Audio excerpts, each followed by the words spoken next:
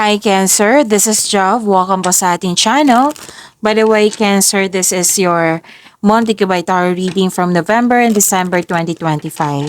Gamitin ang reading na ito bilang kabay lamang. Kung naka-resonate kayo, comment down. Tandaan, Cancer, ito ay channel reading. Kunin nyo lang po kung ano ang naka-resonate sa iyo. This is for you, Cancer.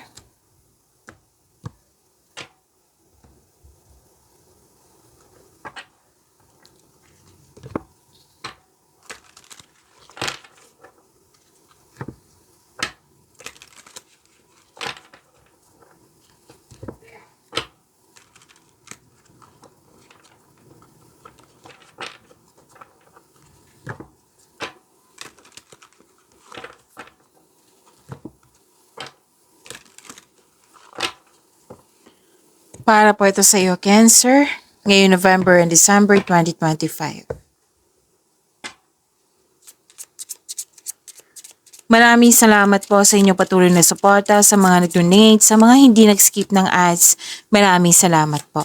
Sa mga hindi pa nag-subscribe, subscribe na po kayo at click bell notification para malaman nyo na may bago tayong video. Para sa mga gusto magpa-reading po, comment po kayo ng personal reading. Again, comment kayo ng personal reading and check my reply sa comment section.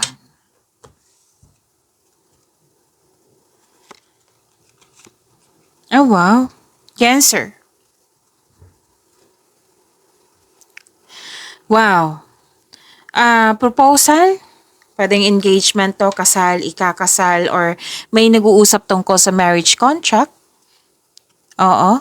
Pwede din sa career and money nyo to na may nagkasundo kayo sa isang tao, nagkaroon ng deal, agreement, commitment, yung negotiation po. May nakita rin ng kung signing of contract dito, Cancer.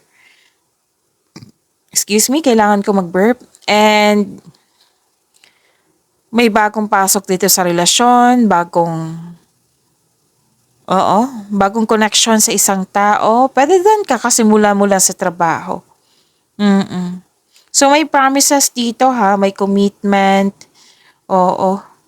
And wow, nakatanggap kayo ng tulong or regalo. Pwede din ikaw to, Cancer, kasi matulungin kayo. Pwede din recognition to, pwedeng fame, awards, compliment, yan. Nakatanggap kayo ng abundance. May nangyaring abundance and love is blooming. And kitang-kita ko yung happiness mo dito. Deserve mo to ha, Cancer. Claim nyo po. May ligawan nga dito. Dalawang card kasi nagsabi dito. May ligawan. Okay, so joy and happiness nakikita ko dito. So, may advice ang card nyo dito, Cancer, na habaan ng pasensya. Okay, habaan ng pasensya kasi mukhang may natagalan kayo sa paggawa ng desisyon. Oo, pwedeng may hinihintay kayo. Oo. Or pwedeng may pasaway sa iyo. So, sabi ng card dito, habaan niyo po yung pasensya niyo, Cancer.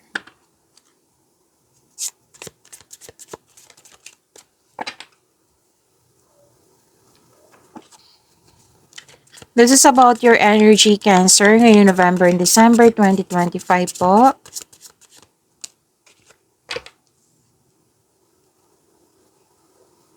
Para sa mga bago dito, kung may napansin kayo na repeating message, yan po yung pinupush ng card sa inyo. Like for example, nanood kayo sa inyong weekly and daily Gabay Tarot reading at dito din, at may napansin kayo na repeating message, yan po yung pinupush ng card sa inyo na kailangan yung bigyan ng atensyon, solusyon at aksyon kung maaari po. So na yung energy ni Cancer.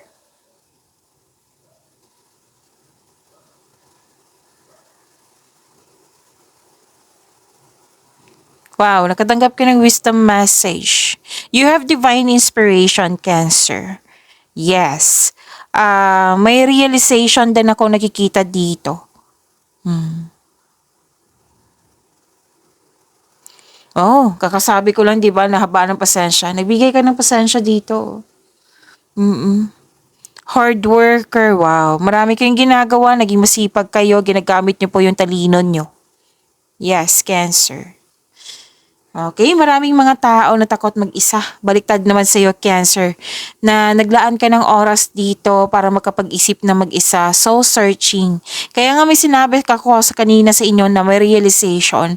Nang dahil sa soul searching na ito, yung space po, na gusto nyo mapag-isa, may realization ako nakikita dito. You can restore your energy by spending time with yourself. O, para sa pagbalik mo, recharge ka na, restored na yung energy mo. Naghahanap ka ng sagot sa inyong mga katanungan, solusyon sa inyong problema, at ang sabi ng iyong card, all life's answers are within you. Nasa iyo na po yung sagot, nasa iyo na po yung solusyon.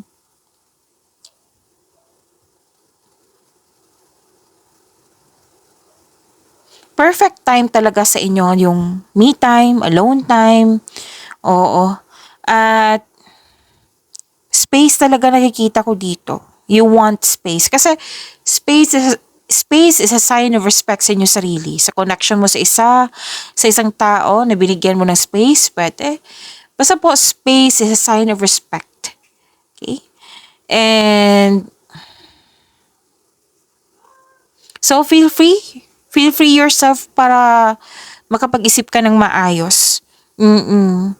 Ang ilan nga sa inyo dito, gusto magtrabaho mag-isa rather than in collaboration. Yung gusto mo talaga yung ikaw muna kasi mas magagawa mo yung trabaho mo na mag-isa na maganda yung anong tawag dito? Yung maganda ang resulta pag ikaw lang yung gagawa. May nakita kong ganyan.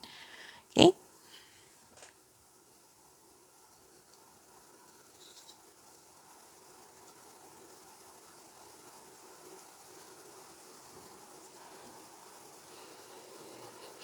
Mapagmahal kayo, marunong sa buhay, authority, leadership, stability, and kalma kayo.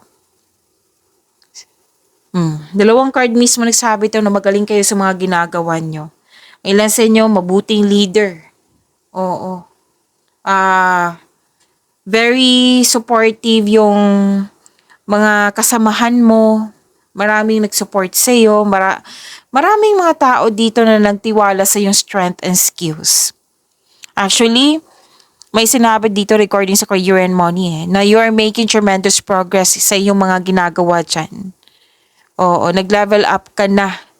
Pwede sa inyong personal life, sa love life ba, or sa career and money.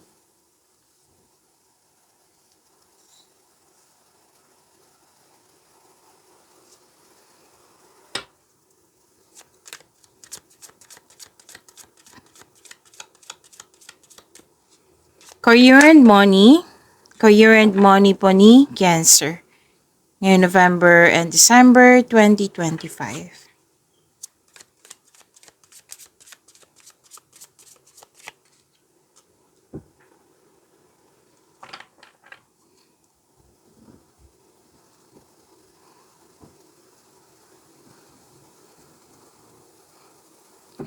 Nakikita ko dito,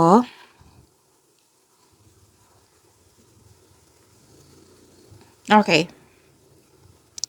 Wow. Ang ganda naman. Tatlong card mismo nagsabi dito na sinabi ng card na magaling kayo sa mga ginagawa nyo, magaling kayo na leader. Different card siya ha. Tatlong card mismo nagsabi dito. Cancer. Ang ganda. Pwede din na leadership role na in-offer sa'yo. Nakikita ng mga tao dito na magaling ka sa mga ginagawa mo, magaling ka na leader. And sinabi din dito na stable ka na. Stable ka na sa napili mong career at nakikita ko rin dito po na may financial stability.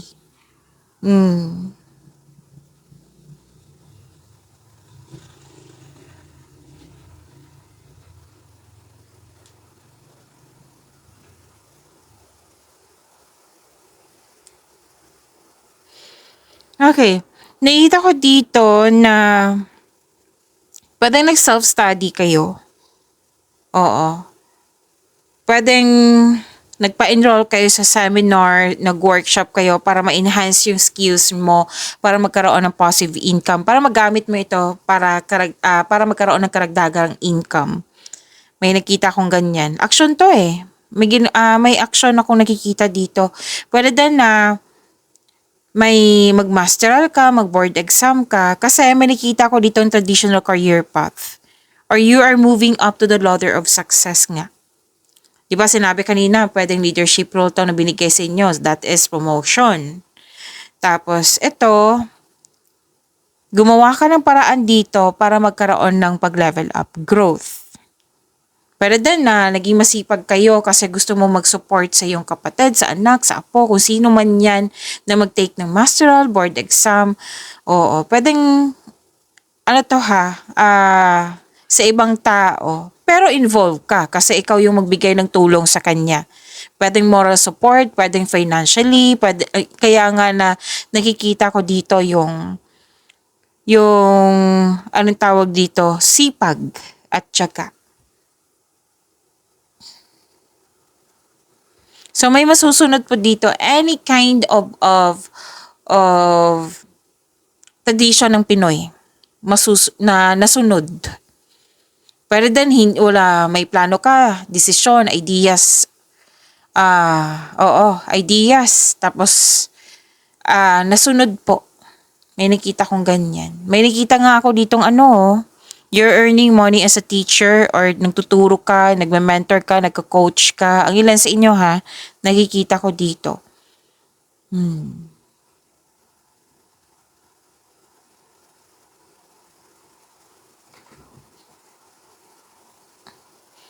Maraming ideas, Ang ganda naman ng blessings.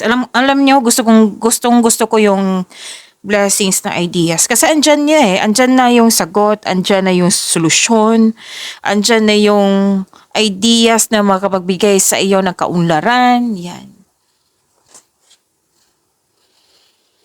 So, nagkaroon ng bagong insights and clarity kung paano pa i-improve yung mga ginagawa mo dyan, lalo na sa pera. So, pag level up talaga to, puro action yung nakikita ko dito. At the end of the day, palagay na kayo, may achievement na kasi.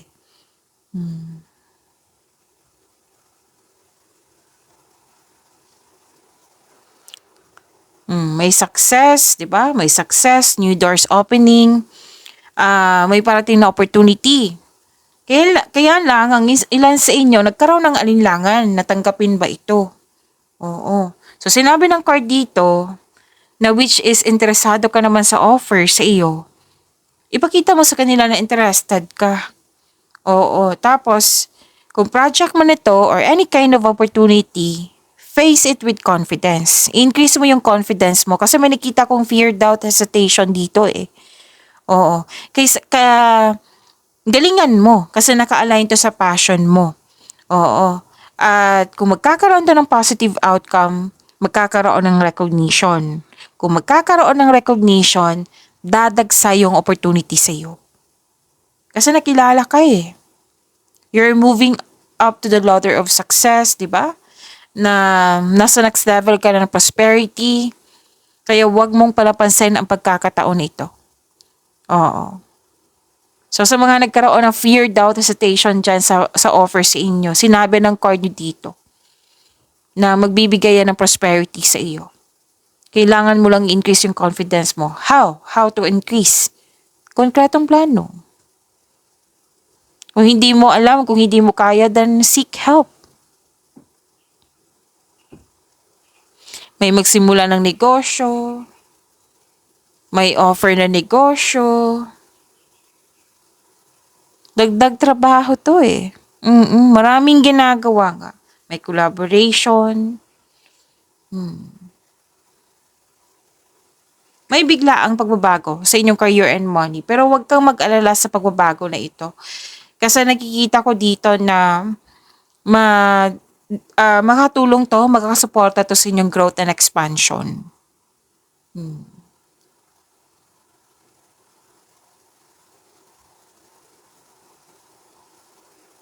So, exciting opportunities, nag-clarify dito, exciting opportunities, magkakaroon ng financial growth, andito pa rin yung recognition, makaka-receive ka ng acknowledge that you deserve, oo, at very supportive yung group of people sa iyo.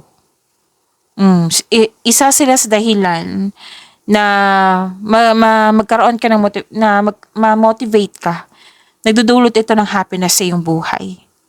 Kasi this is magandang kalusugan, kaligayahan, at kayaayang pakiramdam. O kung stress ka, ngayon November and December, magkakaroon siya ng magandang kalusugan at kaaya-ayang pakiramdam. Kaligayahan din po. So enjoy your success. Success lies ahead if you keep the path.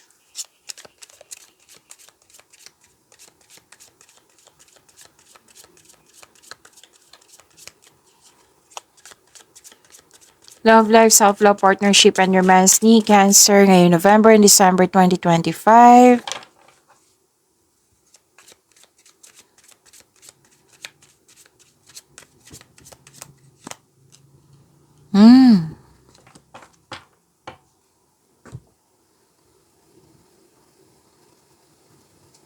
Celebration, togetherness.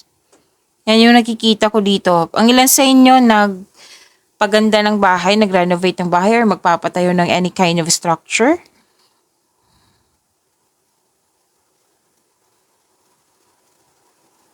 Basta nakikita ko dito happiness.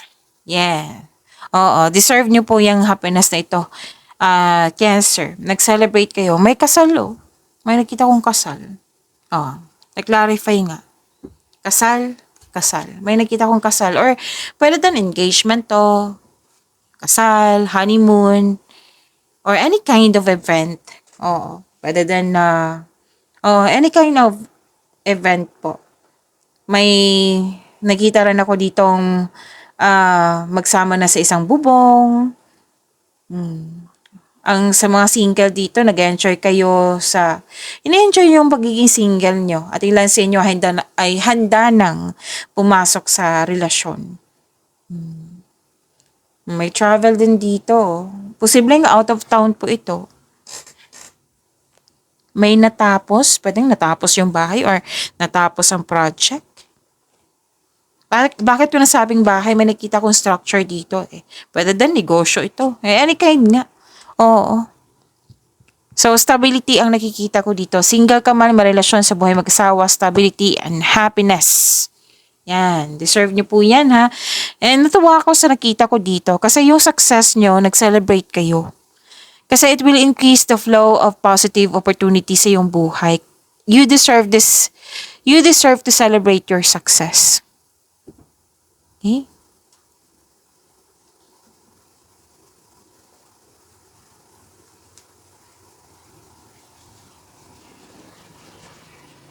Okay, may reminder ang card nyo dito na pwedeng busy kayo ngayong November, December. Kasi sinabi ng card dito some of you, buhos ang oras sa trabaho or sa pag-aaral or sa travel. Kumbaga, kailangan ng balanse po. Tas sapat na time for yourself, sa family, sa partner. Oo, hindi naman masamang magsipag sa trabaho. Pero this card reminds you na kailangan din ng balanse. May nakita ko ditong pagkakaisa, pagkakasundo. Maraming ginagawa. Si Cancer.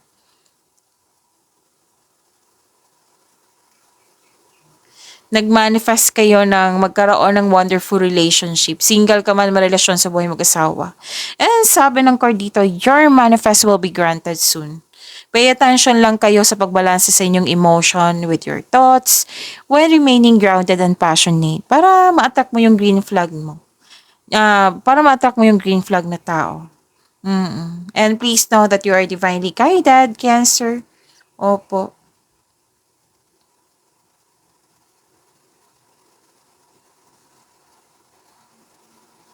Pinupush talaga ng cards dito na kailangan ng balanse talaga. So, andito pa rin yung pagkakaisa.